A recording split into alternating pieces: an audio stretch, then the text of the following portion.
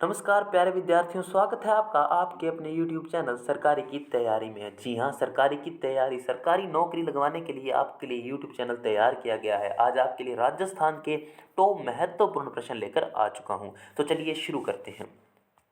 पहला प्रश्न है, आज़ादी से पहले राजस्थान का क्षेत्र क्या कहलाता था। देखिए, जब भारत को आज़ादी नहीं मिली थी, मतलब जब भारत आज़ाद नहीं हो तो राजस्थान कैसे आज़ाद हो जाएगा, है ना। तो राजस्थान को जब आज़ादी मिली या भारत को जब आज़ादी मिली तब उसे राजपूताना के नाम से जाना जाता था। Option A is the right answer, Rajputana के नाम से जाना जाता था।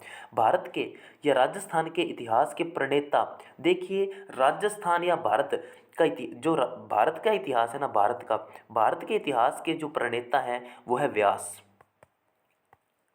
ठीक है। और विश्व के हैं हेरोडोटस।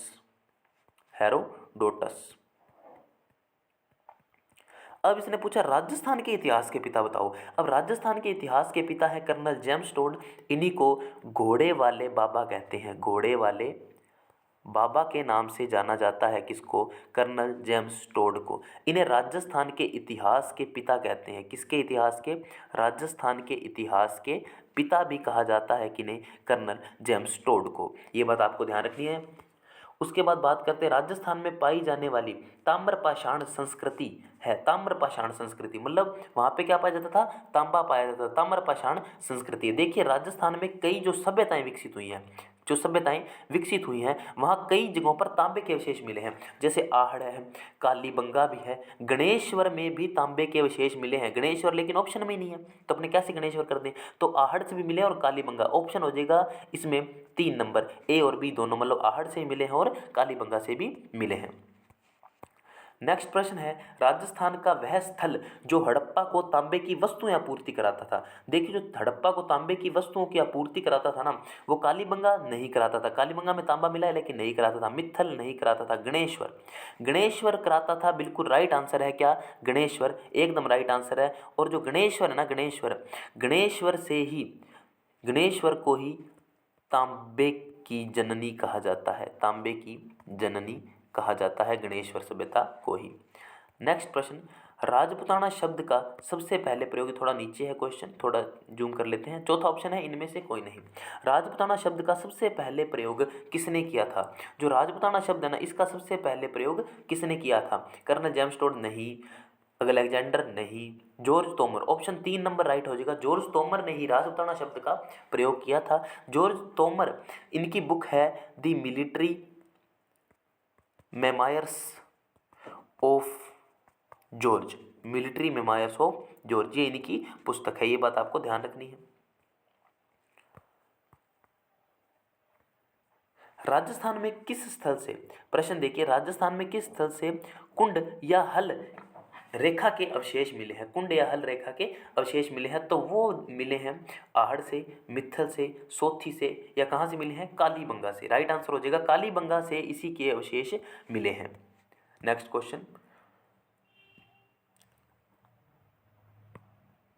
राजस्थान से प्राप्त अशोक का भाबरू बैराठ लघु शिलालेख किससे संबंधित है? देखिए जो भाबरू शिलालेख है अशोक का, इसकी 2-3 बातें सुन लीजिए।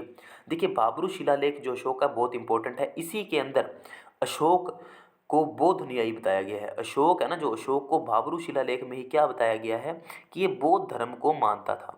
इसी के अंदर अशोक को महाराजा कहा गया है। महाराजा कहा गया है किस अभिलेख में? भाबरू शिलालेख में।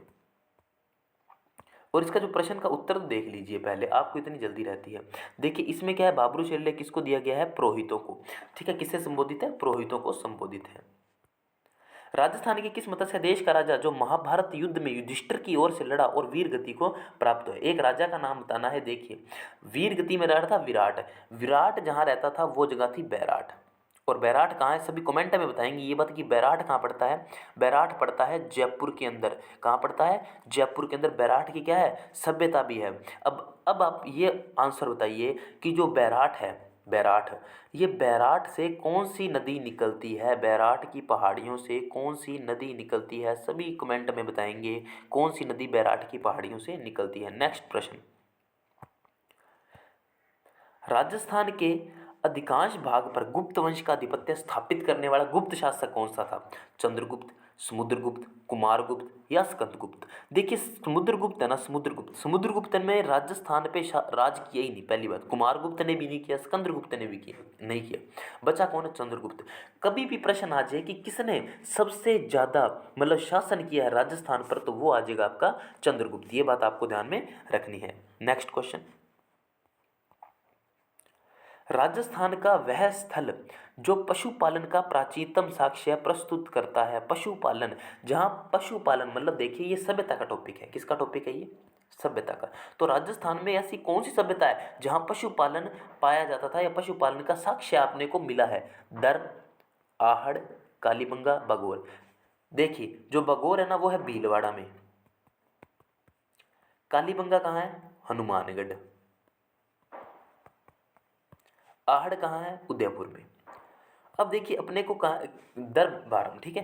अब अपने को क्या कहा है? क्या कहा है कि अपने को ये बात राजस्थान का वैसे जो पशुपालन है, पशुपालन देखिए पशुपालन अपने को मिला है बागोर से। कालीबंगा का अर्थ होता है काली चूड़ियाँ। काली चूड़ियाँ, कालीबंगा का अर्थ क्या होता है? काली चूड़ियाँ।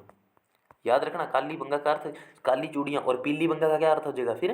पीली चूड़ियाँ। शाबाश, पीली बंगा का पीली चूड़ियाँ आंसर हो जाता है। तो इसी के साथ मिलते हैं अपने नेक्स्ट वीडियो के अंदर। 10 क्वेश्चन आपके लिए बहुत इंपॉर्टेंट थे, इसके साथ मैंने और भी बातें बताई। प्लीज़ चैनल को लाइक शेयर और सब्सक्राइब जरूर कीजिएगा, मुझे आपकी सपोर्ट की बहुत ज़रूरत है। धन्यवाद।